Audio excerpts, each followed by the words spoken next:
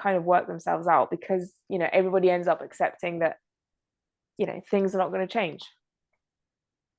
Yeah, it's interesting because it's a person that you wouldn't have otherwise been friends with. It's like someone that you never Yeah, may have, if you met her outside of your brother's relationship, let's say, you probably wouldn't have been friends. You probably wouldn't have gotten along anyway. But now because she's in your brother's life, then she's inevitably part of your life, and you have to try and make it work. And again, it comes down to how much do you see them in your daily life? How much space do they take up in your life? And I think the solution would be accordingly. If you see them every single week and may have a huge impact on your life, then the solution would have to be bigger. You would have to have like conversations about it and really come up with solutions and think together what you can do and really work on the dynamics. Whereas if you only see them once in a while and they don't really impact your daily life, yeah, so the solution's gonna just be fine. We're gonna agree to disagree. We're gonna agree that we just don't fit. We're not a good match, and we're just gonna be cordial when we're around each other, and that's fine. We don't have to have conversations. We don't have to interact too much. We just have to be polite to each other, and that's fine. So again, it's just like this scale of like how much how much do they impact your life is gonna directly determine how much the solution has to be more in depth with more energy and more complex conversations or whatever it is. And again, it is what it is. Thank God I love my my in-laws and my brothers-in-law and things like that. But mm. would I would I have gotten along with them otherwise? Who knows? But you just it is what it is. So you learn how to have like a certain dynamic with them. But yeah, I agree. And so my sister-in-law, I mean, definitely not, and I think she would agree with that. But people grow, and people, and I'm saying this, and maybe in a couple of months I will start complaining about her again. You never know. Yeah. But I don't think so. There's like there has been a bit of a shift and a bit of a change. So like we'll see. Like if it sticks, like I'll talk about how it changed Yeah. and what changed. I don't want to jinx it. Um, Yeah. But it also really depends on what is causing the tension. Because if it's because she's just like an oblivious person who has to have everything her way and she's not willing to listen, then it's going to be much harder to get along with yeah, her. yeah. But if it's just a, a dynamics issue where you just don't get along because your personalities clash, then you learn how to get along with it and you just learn how to live with each other because you're both mature adults. You both understand that you won't get along and it's okay. Or you try Yeah, to get along just like on different, you just try to find what you do have in common. yeah. And I think what you just said, like, it's okay to not get along with everyone. Yeah. It's You can't get along with everyone. yeah. It's not possible, especially when it's someone else bringing this person into your life. But I mean, it's not even a matter of, I think a lot of people accept that it's okay to not get along with everyone, but I think that means that, you either get along or not get along with everyone, and that, you either Mm-hmm. like or dislike someone. And I think we ignore and avoid that middle area of just, I don't dislike this person, but it's not someone that I would particularly have in my life. And it's okay to have people in that gray area. Do you see what I mean? Yeah. Mm-hmm. And Yeah. of just, I have, I mean, oh yeah, I probably have loads of examples of these people of just, I'll, it's not even that I'll tolerate it that they're in my life. I'm in a theatre group, and a lot of people, not a lot of people, but some of the people in my theatre group is just like, yeah, I don't actively dislike them, but I don't, I'm not a particular fan of them, and I want to avoid having them in my life. And and I think that's the thing that people are most uncomfortable with, because if you Mm-hmm. dislike someone, then it's clear, I don't like, their political views, or they said something offensive once, or you know, he cheated on my best friend or whatever. Like, you can dislike someone and have a clear reason, but that gray area of just, I don't dislike them, but I don't particularly like them or feel good around them, and it's that gray zone that people feel uncomfortable with. And I think that's the zone that people need to work on, of just, make it okay to just not care, because Yeah. disliking is caring. Mm-hmm. Yeah. And it's hard to let go of that control of saying, I'm just not in control of the situation. They're in my life because someone else brought them into my life and I have no choice about it. Or it's just someone that, it's hard to get rid of or whatever it is.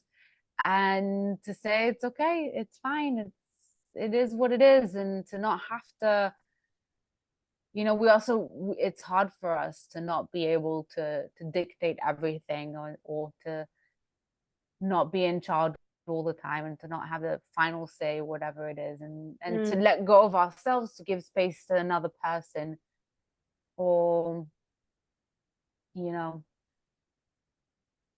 I don't know, it's just a matter of being able to, again, this episode ties a lot back to the previous to the episode, previous where it's one, like yeah, just yeah, learning how to let go, and saying it is what it is, and it's just like, it's fine, whatever, yeah, you yeah, know. And it's interesting because it's a funny thought to have someone as close as your brother to you, and to have someone that you love who loves someone else that you don't love, that you don't yeah, get along with. So it's yeah, interesting when someone that you get along with very well gets along with someone that you would never get along with. yeah, Although my little sister and I always joke that if my older sister wasn't our sister, she would never be our friend. She would be like, she just wouldn't want anything to do with us, even though we all get along very well, thank God. But it's just a funny thing that it's, yeah, yeah. yeah. Anyway, I'm getting all over the place. I'm digressing. Yeah, yeah, it's interesting, what you accept from family that you wouldn't necessarily accept from other people. It goes back Mm-hmm. to my, Yeah. my uncle, but some of the things that my uncle says or does, I would not accept from anybody else. Like, he can be like Yeah. really harsh and have these really, like, ignorantly racist kind of comments. But because he's my uncle, and because, like, I know that he's never gonna act in a certain way, and he's my godfather and my mother's brother, and my cousin's father, and it's just all these things, you just kind of Yeah. accept it, because you don't want to create bad dynamics around the dinner table. And I'm not one of, this is my Britishness coming out, I'm not one to go for conflict. I'm kind of just Mm-hmm. let things pass type of thing. And this is that, it was just I could choose to argue with him at the dinner table, or when the whole family is there. Is it worth it? Yeah. What's and so yeah. But funnily enough, if I was talking to, JT got very, very friendly with our new neighbors, and I'm kind of piggybacking onto that. And she was telling us about, okay, hold on. So she was eating with some people who were like in a relationship. He had children and she didn't. So she's a stepmother. So this, not my neighbor, but the person she was having dinner with is a stepmother. And she was having these very, very negative thoughts and like ideas about it, and being very kind of just, yeah, toxic, and things like saying things like, I would never accept having his kids around when he's not, and I don't want to spend any time with them, and if I can avoid them I will, like, they're not my responsibility, blah blah blah. Whereas, I mean, I'm absolutely not like that at all. Like, Julia Mm-hmm. pops into our thing, and like, she's not here, she's not with us with this weekend, but we have trouble recording episodes when she's around. Like, she comes knocking, Yeah. and I love spending time with her. She's a child being a And child. being a child, exactly. And so, anyway, and if I had been in that situation where I heard somebody saying these really toxic negative things about children, I would have spoken up. Yeah. But if it's, interestingly enough, I don't speak up when it's my uncle saying these really negative toxic things. And would I have said something if it was about step parents? I don't know. We'll see. But what Yeah, you're I happy think, to. yeah. Well, I really think it depends on the topic itself and how close to home it hits, and Yeah. also how much you think it's worth opening up this topic or this conversation or this quote unquote argument, because with your uncle you already know it's not worth it. You already Yeah. know he's not going to want to hear it, and you just don't want to create tension within the family and start this whole family feud or whatever it is. But with another person, maybe you feel more comfortable, maybe they're more open-minded, maybe you really want to help them. It really depends on the situation and how much it's worth opening it up, especially if it's someone that you have a regular encounter or interaction with, and they have more impact on your daily life, or it's yeah, I mean, sometimes God, I see like different comments online about, the situation right now in the world or over here, or about being single and the different content that I upload. And I'm like, is it really worth my while getting into an argument with them right now? Because usually these are people who are just keyboard warriors who don't really understand the situation, who completely miss the point of what I'm Yeah. talking about. And there's just really no point in going into that corner with them, because they're not going to be willing to hear it. They're not going to be willing to listen.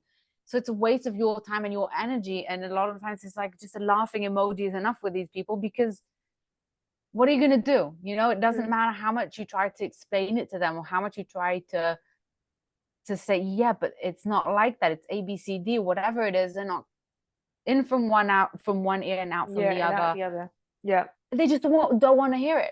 They just don't want to hear it. And again, it goes back to that people who are dead set on their ways, who think they're right, who want to be agreed with, who just want to voice their angry opinion, and that's it. And not, hear what people have to say in return, because they don't want to face the fact that they may be wrong and they may not know everything and they may have missed the point.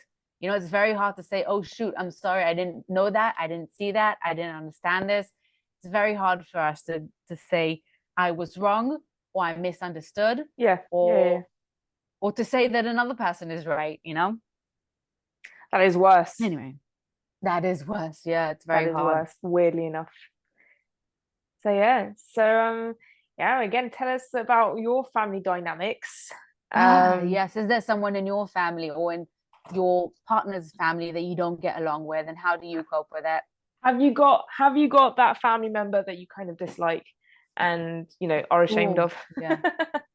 Or yeah, was there someone in your family who also like has this thing Assholery about them or behavior. their opinions that you disagree with, but Mm, you just let it go and not yeah, try to because combat it's it? not worth Anyway, it. don't Yeah, forget to follow and like and subscribe everywhere. We need you in the house. we do. And yeah, and come on, come on live. Yeah. Yes. Bye everyone. Bye bye.